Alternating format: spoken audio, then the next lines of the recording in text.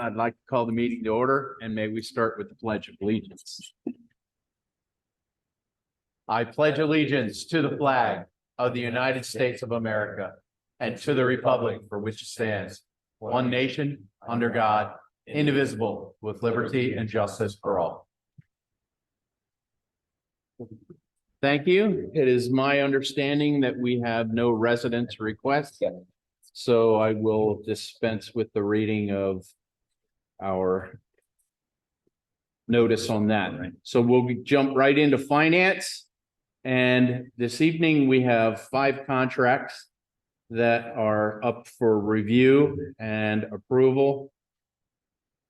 Oh, there are no items, excuse me, for approval this evening. So these are all informational items to be approved at the November meeting. So the first contract is with Edmonton for various educational software items and licenses. The next one is our contract with Lebanon IU 13 and Marketplace ELD services to amend the contract for English language development. The next one is also an IU 13, Mr. Haverstick or Miss Haverstick on the science of reading and structured literacy professional development services for K-6. We have Optiva Security for CrowdStrike. It's an anti-malware endpoint protection software system that goes for a period of 3 years from January 1st of 24 through December 31st, 26. And then we have I am not even going to try this last name. We have a provision for interpretation for Swahili and Kinyarwanda services that goes for the school year 23-24. Good evening, Mr. Keener. Does anyone have any questions or comments about these items or contracts? Other people contracted for interpretation, translation? We do. I just don't remember. I couldn't sit here and tell you verbatim, Mrs. Johnson, for what languages we have, but I just didn't remember. Mr. Bremersky, if I recall, we have students representing 70 plus, 45 plus. Yeah. I thought in high school it was more. I'll try that and check. I was just curious. So 45 plus languages, still a lot. So any other comments and or questions?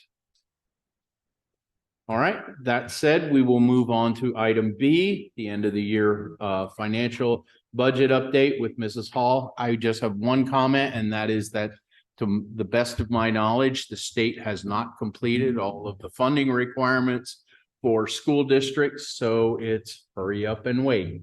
We're also waiting for the federal government to approve items and income for us. So that said, Mrs. Hall, the floor is yours. Thank you. Tonight, I'm going to be talking about our year-end 22-23, as well as our budget timeline for the 24-25 budget. Our audit process is ongoing. They've been out, they've done the field work. We don't have final numbers back yet. We still have some delinquent taxes we need to book, a few small items, and then the auditors will be here in December to present to the board. But what we're seeing as our preliminary results is a surplus of a little over $6 million. All of those were due to economic factors. Our interest on investments, which we talked about in August, was significantly higher because we could not have predicted what the market was going to do there. Our earned income tax was really strong, and I'll go over the numbers in the next slide. Our real estate transfers and interims were very high, and we flat budget our basic ed and special ed, so that's always going to be higher than what we budget because we don't have final numbers when the budget is due. Next slide. So to give you an idea of what we're seeing, the biggest one was in obviously basic ed and special ed funding, but we were up 1.6 million on our interest on investments, which is huge. And Mrs. Myers has done a great job investing the money and making a lot of funds for us. And then, we have strong earned income tax, which is a good sign for our economy, that people are working and we're getting a higher level of earned income tax. And the real estate, although the predictions are the real estate probably won't stay that strong going into the next budget cycle. So we're trying to keep an eye on that as well. But it was significantly higher than we had anticipated for the 22-23 year. Mrs. Hall. Yes. Looking at our year-end fund balance relative to the state requirements, Mhm. will the report that we sent up to PDE on June, whatever it was, 23rd, indicated we were at 8.5%, but that was before everything was finalized. So June 23rd of 22, not the most recent one. I'm Yes. not sure. Yeah, 22, because 23, we Okay. were well under 8%. Pardon me? I said for 23, we're well under 8%. That Right was at the 8%. budget submission, Mr. Keener, for that calendar year. And of all the other calendar years we had, it was the only one like that.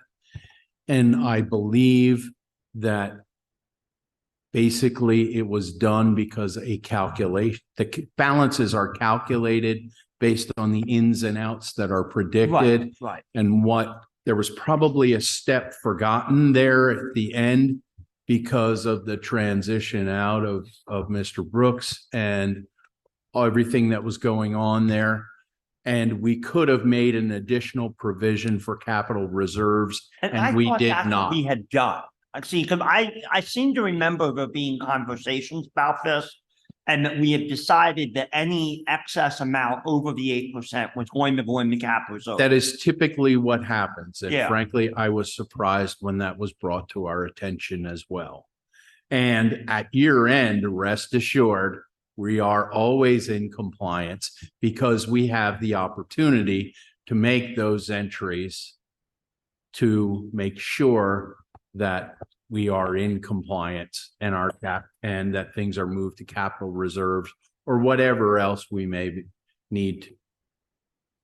Well, and that was the other thing that I was curious about, is that report was dated, it wasn't year end, it was dated, I want to say June 23rd or 22nd. So that's not actually what the date the statute that triggers the statute. It's the end of the fiscal year, which is June 30th.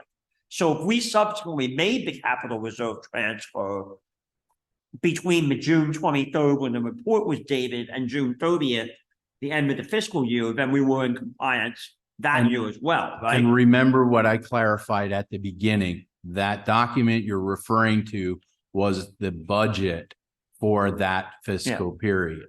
And to your point, you just have to ensure that your actual results come in less than 8%. Okay, thank you. And PDE approved that budget, Yeah. so we're in compliance. Good. Just quick one, and if it's Monday, so if I miss this, it's on me. There's $139,000 difference between slide 2 and 3. Am I missing something on that? Not that it's, splitting hairs, but Oh, curious. well, one doesn't dictate the other. So in total, we ended up 6.3 over. There's other really small items Yeah. that contributed. I just put the big factors. Understood. So the majority of So it. These 6 items. are not the Yeah, end so all, be there all. was never going to Okay, tie because I would have to You got it. bring in every small I'll item. make sure. Thank you. Yeah, so, but the majority of it is in those 6 lines. Thank you. Go to it. So just, because we talked about the interest rates and that we were significantly under in our budget, when we would have completed that budget, it was May of 22, and the interest rate that we were earning on the money market, which was our highest investment income, was 0.59. At the end of September, we're seeing 4.88. So we had an 800% increase in our interest rates. And that's a composite Yes. investment rate. On our larger investments, you are earning higher than that. Which other investment? This was- Look, the other large investments that we have are earning higher Also, than that. yeah, I'm going to hit that. So next. there are some balances that do bring that down slightly. So to that point, in addition to the money market, We started to diversify a little bit. We opened up some CDs in August of 22, which started around a little under 2.5, and we're up to 5% now in our CDs. And that short time, we earned close to 400,000 in interest. Recently, we've begun to put some of our funds in PSLAF, which is the Public School District's Liquid Asset Fund. We've recently put 12 million in there, and when we get the bond proceeds from our most recent bond, which will be on November 8th, we're going to invest it there as well, because right now we're seeing 5.2. So that's the strongest return that we're seeing on the funds right now. Mrs. Hall? Yes, Was that second, the PSLAF? PSDLAF, is that the arbitrage from the bond, the most recent bond issue? That 12 is not. We are going to put the money from the bond in there. We don't get that until November 8th. When it November settles. 8th, okay. Yep. And that's only at 4%, I think, or, What the interest that we're paying on it? Yeah. Yes. I Cool. to get the exact number is significantly less than. yeah, so 5.2. there will be some arbitrage. there. Yes. Okay, good. Absolutely. Mhm. So before I move on to budget timeline, any questions on year end and where we're ending? Okay, so we expect to put about 6 million into cap reserve once we have all the final numbers. It should be right around that. So just onto the 24-25 budget timeline, we are starting already. The index was announced by the state. 5.3 is the index. Our adjusted index is 6.3, significantly higher than we've seen in a long time.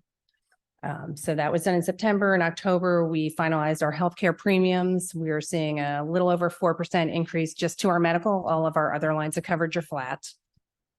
So coming up in November, we're going to start our building and department expense entry, and leadership will review what's coming in on in the preliminary budget in terms of expenses. Go to the next one. On the 5th of the board, December 5th board meeting, just want to get everyone's feedback from the board that we're going to do the accelerated budget opt-out, which means we will not raise taxes above the 6.3. So that plan, we'll talk about it on the 5th just to get confirmation, and will be approved on the 19th. We'll do our final budget presentation on the 12th. There will be committee meetings in between there, additional presentations as we move through the process. On the 9th of April, we're going to have our final discussion about what our tax recommendation is going to be for the next year for our increase. And then we have to vote to adopt and display and advertise the budget, put it out for public inspection, and then publish our notice and adopt the budget on June 11th. We have to do it by June 30th. June 11th works in terms of our meeting schedule, and the earlier we get it, the quicker we can get it to our tax bill provider, so they can get those out by July 1st. Next. And just to give you an idea of where the Act 1 index has been over the last several years versus the district's tax increase. I threw that chart in there. We obviously don't know where we're going to end up for 24-25 at this point, but just to give you an idea, we've stayed, pretty well below the index. So there is some room, for us to look at kind of increasing some millage, as we know that we're going to have some building projects or some improvements coming up in the near term. Next one. And lastly, this is what we talked about that we're going to settle on November 8th is the $15 million bond that we took, just shy of 15 million that we took out in order to earn some positive arbitrage, as well as to be able to begin to fund some of the beginning of these projects. So just gives you an idea of what our debt service is going to look like with that new issue. And that should be the end. That's all I have. Any questions? Thank you, Mrs. Hall. All right, fantastic. Moving on then to item number 4, we have no items for approval. So I believe that concludes finance. All right, thank you, Mr. Mauer. We'll now proceed with our buildings and grounds items. First item I have listed is a train Hempfield High School chiller project. I believe Mrs. James going to give us an update. Yes.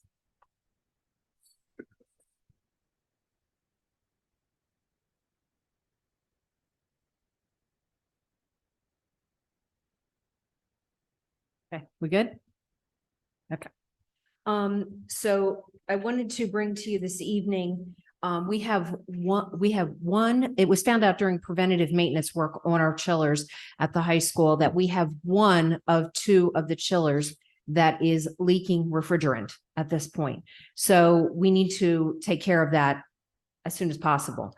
What that involve, and that's the quote that you're seeing here to get that repaired. What is involved in that is have to remove all of the existing refrigerant that is in there. And they take the entire chiller apart. They're welding that chiller and then we're putting everything back in. We are able to reuse the refrigerant that was in it, but we have lost refrigerant. So we're going to need to add more to it. In this process, we as a district does not have a certified pressure vessel welder on staff. So that's part of what you're seeing here. Part of the expense is to have a certified pressure vessel welder to take care of this welding. This is something that we have to take care of. And we really need to take care of it sooner rather than later, because as time passes and this loses more refrigerant, the cost is only going to go up. We don't have the refrigerant. That would have to be purchased, but the more we have to purchase, the larger that cost or the higher that cost is going to go. So you might say, well, why are you doing it now? Why are you not waiting? We're not using the chillers right now. That's correct. We're not using the chillers. However, it is in our best interest to keep, it's an expense we're going to have to do it, to keep our expenses as low as we can.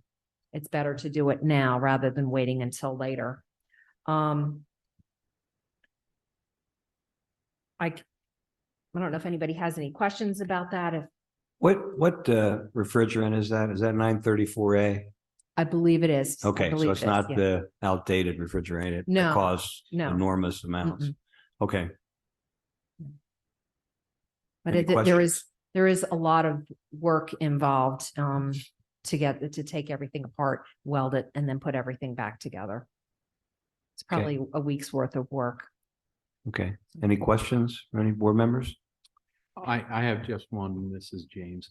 With the leakage, is there any kind of safety issue or reporting that needs to be done with the cleanup relative to that? Everything is being taken care of as of right now, but that is another concern. As it goes on and on, the leak is only going to get worse. Right. And then we could be paying even much larger fees and I want to keep us in compliance. So I want to get it done quicker rather Right. than later. So Right. now that we discovered we have the problem, to keep us in compliant, we need to address it. Very good. Thank you. So since the system is not operating now, the refrigerant leak is probably less. Do we know where the leak is occurring? Yeah, it's on a seal at the end of it. I can't say that it's less just because we're not using it. Okay. Yeah. All right, but we should proceed fairly quickly. I agree.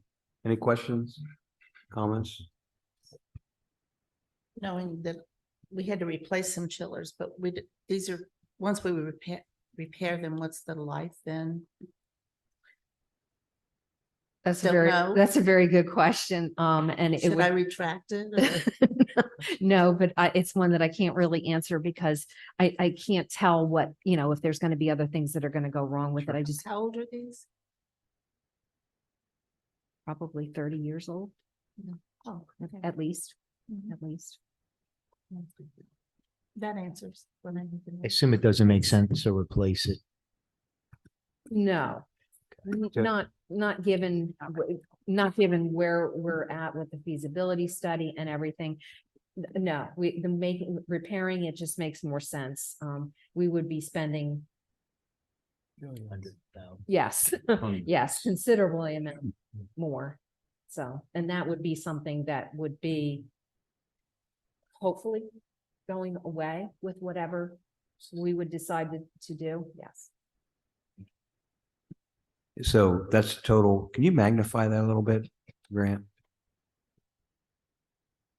So But it's. I Page think it- 2 is the Page two, it's up at the top. Yes. 17,000. 17,191.33. and that's the total cost, includes refrigerant and everything, Correct. welding, vacuum, Yes, yes. pull the correct. refrigerant out, dispose of it, put new refrigerant. Yes. I thought you said you were saving the refrigerant. Yes.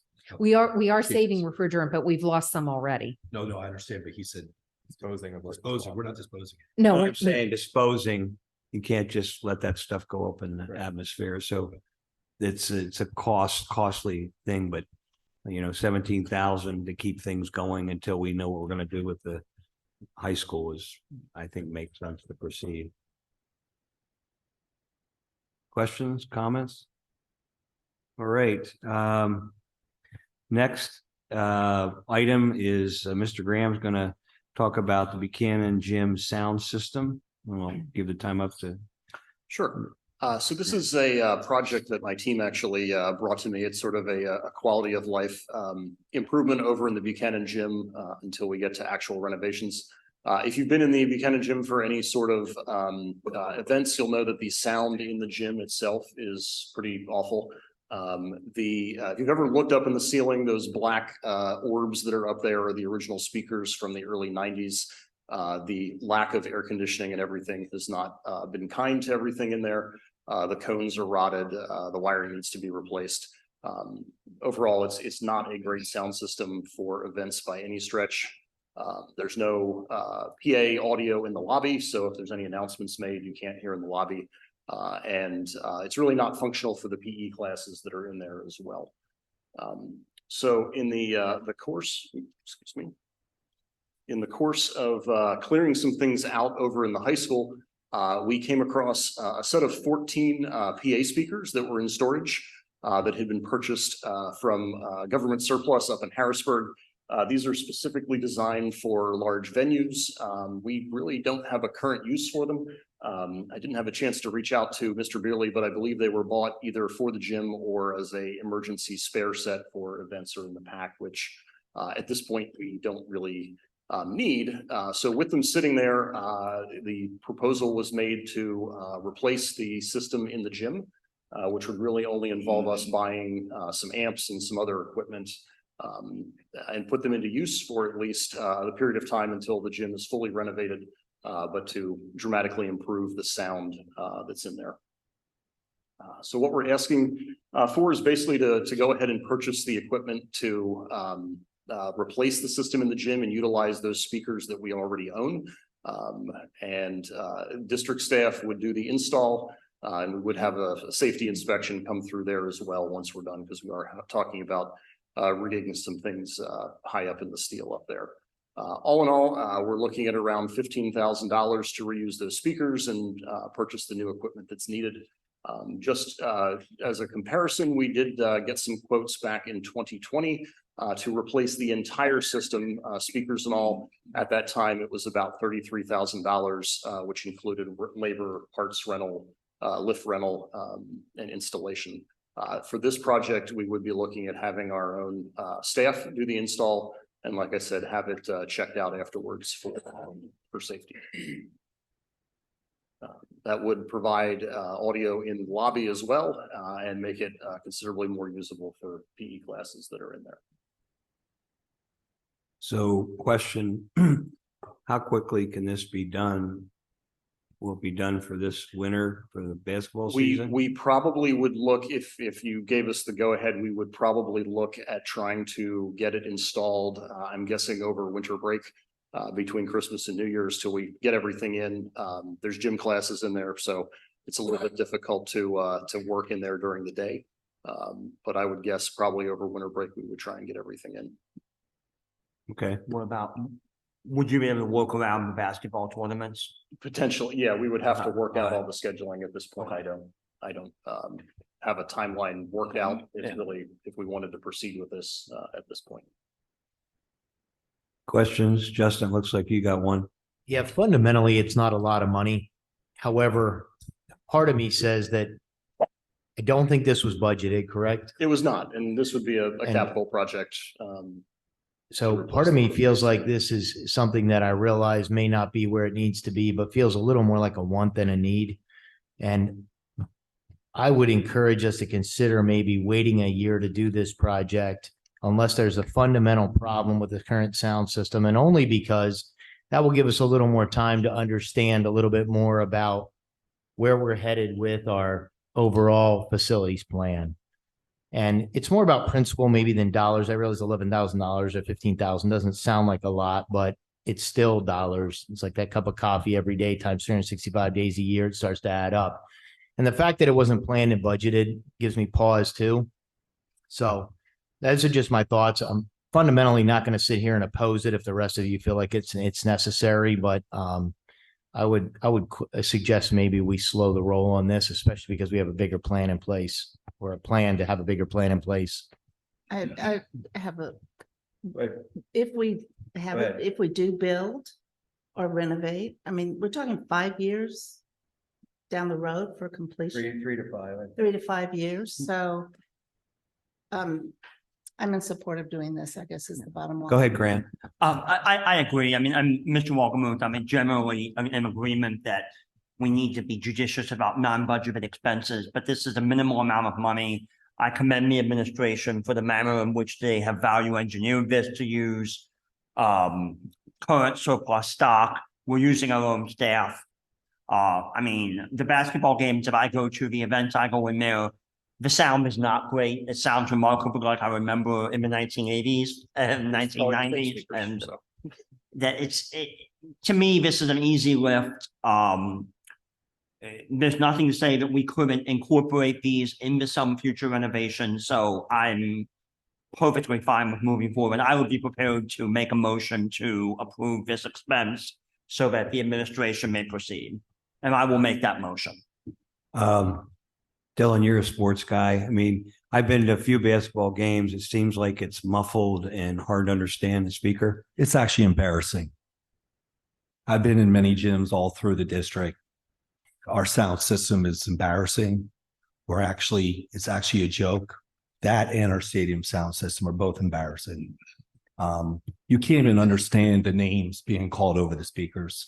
So much that some of the sports, I'm involved in one of them, we actually hire our own outside sound person to come in and do the sound because you can't understand the sound.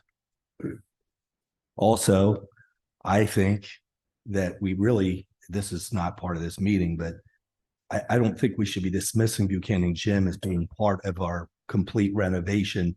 Even if we build a new gym, it would be my thought that we should try to save Buchanan Gym, and this wouldn't be a total loss. Yeah, just to clarify, all the equipment we're talking about purchasing, you could incorporate into new construction. The speakers we potentially would replace, but amps and everything would all be usable equipment. The one piece that I would just ask is if we could wait till the November meeting, because we've asked Mr. Graham, while there's 2 quotes there or estimates, to see if there's a possibility of a third, just to compare and just check prices. We did have a third, but it was so far, but it was like $98,000. It was like. Well, I'm saying, maybe I'm misreading this. It looks like the amount is a fixed amount, 15.3. So Right. what would we need to wait for? I guess I have another question, and that involves, I often talk about all-in cost. And so I'm going to ask you about the all-in cost, and we had that conversation before. You're going to do this over the holidays or on break. I just need to understand, fundamentally, I don't see any labor in here. Is there going to be overtime involved in this for your guys? My staff that would do this are all 12-month, so they would be here if they took vacation. We would schedule it around their vacation. But the staff doing this are all 12-month staff who work here. I mean, and again, I'm not trying to be petty with this. It's more about principle. When we get something that we have to approve, it's often nice to see what the all-in cost would be. And if there's going to be X amount of hours anticipated for this project, I'd like to see that. And I'd like to understand if that involves overtime or additional hours, not just the cost of the parts themselves, if that makes sense. So the 15,300 does not include our own labor? Well, we're paying my 12-month, that's what my 12-month staff do, is install AV systems and maintain them all around the district. So they would be working anyways. Yeah. They would be working anyway. There's no incremental labor cost is what you're saying. Correct. Right, okay. I mean, unless you Yeah. wanted to have them do it at night Yeah. or something, then yes, that's a overtime cost. But at this point, I don't see why that would be required in any way. So is this 15.3 essentially the all-in cost? That is all of the equipment costs that we would need to make that. Okay, then I make a motion that we approve Mr. Graham's proposal in the amount of $15,300 plus the already incurred labor cost. I second. Any further discussion? My only comment comes back to Mr. Bomersky's. You want to wait until We were going to have the board just approve it in November. give you're you okay time with us just- moving forward sure there because of the was- quotes? Yes, that's not how we Okay. worded it on the agenda. We were just presenting information tonight, Okay. but we were going to bring it back in November for a vote. We Does it just- matter if we do it tonight? No, it's Sounds not like gonna it change- doesn't. But it's not going to change anything, but it is something that is, we're trying to make sure you have information that you have the ability to say, okay, we're interested, we're in favor, but our plan was to bring it back in 2 weeks. I actually have one. Am I allowed to have discussion? Yeah, discussion. I remember us discussing this a couple of years ago. And that we were talking about whatever we were going to do would be able to be transported to any new facility. It was 2020. Yeah, so I thought that this had already been discussed. I- I kind of actually thought that we already knew about the equipment sitting in the closet. No? Honestly, I couldn't tell you. I don't remember. I know we. I Is know we it possible discussed- that Mr. Brooks might have told me that? He might have. I don't think it was in a public meeting. It might have No, just been no, a I remember conversation. a conversation about it. Yeah. Okay, any other discussion? So all those in favor? Looks like it's unanimous. Thank you. May I ask a question before we proceed, since this is a little off topic, but it's kind of on topic. We're at buildings and grounds, we're at finance. We just talked about Buchanan Gym and air conditioning was brought up or lack thereof. So this is, I might get a couple Snickers for this one. Wolgamuth might look at me and go, yeah, didn't I just make the point that we should, what would it cost, or are we even set up? Is there ductwork? I mean, I think about the volleyball team going and doing 2-a-days or 3-a-days in mid-August in the gym that doesn't have AC. And I feel pretty bad for these folks. Is this something, I mean, there's a Snicker Well, I'm seeing that- around the table. I don't, maybe I'm off my rocker. Well, I think the feasibility study does take issue. Oh, no there. doubt, but to Mrs. Johnson. You're not talking $15,000, you're talking. No. That's why I asked what. But I think- if there's ductwork or anything that's already set up that we just have never actually tapped into, and being, that this is a half a decade away. To Mrs. Johnston's point, and just throwing it out there, right? The reason I say it is I don't know about you guys and gals, but we read stuff every single year in July and August and September about students passing out and unfortunately not making it.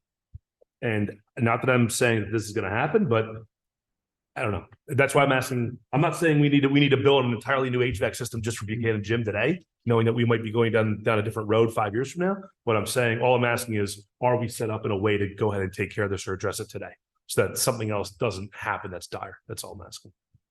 I don't know the answer to the question, but I would say to you, in the middle of August, when the young men are starting football practice in full gear, probably even more brutal than the Buchanan I gym. would argue the gym is worse. Okay. I used to play basketball in a high school that didn't have AC, and they didn't have AC in the classrooms either. I don't know, we know the answer to your question. 105 degrees inside. We could certainly dig into it for just some preliminary. My guess is there wasn't provisions and ductwork in there, so it would probably have to be a total That's all. add-on. I don't, there, It was- Kim and. It was Miss- started, the ductwork was started and Okay. I guess that, I can't speak because I wasn't part of it at that point, but my understanding is that ductwork was started, but the decision that when I guess that it was it came out that the question came up that we were doing some work in there and did we want to have air conditioning and that was decided not to move forward with that. So Well, I think this could be addressed in the feasibility study in that maybe, Dylan, if we keep that Buchanan gym, even with the new high school, maybe that would be something we want to address then and look at it. I just, as most of the schools I've gone to, they've been renovated or a new building, a new rebuild. They've saved their premier gym and still built an arena That's right. gym. That's you're right. And that's right next to the Performing Arts Center, which we're looking at saving anyway. Yeah. So yeah, I think that's a good question, Pat. Well, I'm not snickering. That's right. The 8 or 10 other people were, so. No, no, no, You know no. who you were. It's But I okay. think we could definitely look at that as we narrow down further, as we go down with the feasibility study. We could ask that question, how much more to add air conditioning to finish it off? Now, I'm fuzzy about this, but didn't we have a long discussion about how hot and sweaty it was like for wrestlers and they were opening doors and we couldn't prop those open? Franklin Gym and Is it Franklin? We Buchanan. were propping the doors open and then it was like, no, we shouldn't do that because of security. And then we brought in big fans and tried to kind of ad hoc fix it. Am I correct? And am I remembering that discussion No, correctly? We've had that discussion. The challenge is trying to get the cost down, because the Mhm. cost was really high, when they've looked at that in the past. And the question is, do you want to invest those dollars now, with the potential of not being able to use what you're looking at in the future? Or try and do something to start that process and hopefully build it into whatever is done from a recommendation standpoint. Did we ever have a dollar amount to install air conditioning? I don't remember that. I just remember talking about popping up. I think years ago. I think we did have a dollar amount. I don't know what that dollar amount was. I mean, I could do some digging and see if I I mean, can. I have Can't no find idea. it. I've never heard that. Yeah. Been on the board 5 years. I don't know, maybe Mr. Mauer knows. I don't recall that at all. I just recall we need to drag fans in and not pop the doors open. Well, as we go through the feasibility study, part of the analysis will be if we are going to keep the gym, how much is additional? Because I think we want air conditioning if we're going to keep it. So how much is additional cost? And that may go into the decision whether we keep the gym or not. You know, it could be a big part of that decision. But I think it's too early to tell, but I think it's a valid point. I guess I'm thinking back to when I went to school, there was no air conditioning. We sweated it out. There was no. recognition. Just to be clear, I did all that in the South and we about died. Yeah, So But you didn't. no, No, I I- didn't. I love my central air. You know, I grew up without air conditioning in me the too. heat. However, that was a very, very long time ago. And I think we need to air condition our facilities. It's hot.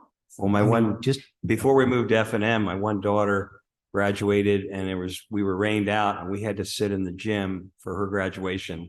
And it was very hot, so it was not comfortable. That was like early June, I believe, so. Yeah, we've all Valid. been miserable at some point with sports, whether it's heat or snow or ice or sleet or whatever. But I would be interested in seeing if we decide, whenever this feasibility study gets presented, to take a hard look at what we are gonna keep. And if we are gonna keep Buchanan, to go ahead and move forward and make Sure. it appropriately. No, I agree. If we controlled. keep the gym, like Dylan says, there may be a reason to do that along with the pack. Air conditioning addition has to be part of the cost analysis there. Just to be clear, and this is nothing against you, Pat, but I would not support putting air conditioning in that gym until it's part of the feasibility study and we added in there. Equipment is changing far too fast that if we put something in today and 5 Yeah. years from now, that equipment will not be able to be used in Yeah. a new facility. And so we'll burn through a couple $100,000 in equipment that we have to throw away.